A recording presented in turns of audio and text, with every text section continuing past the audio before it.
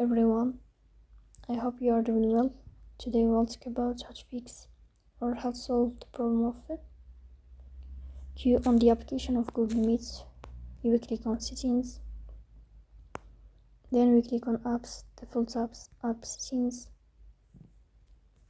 And above here we search about Google Meet, then we click on first stop and you will click OK. Here you will enter to storage. Here we click on clear cache.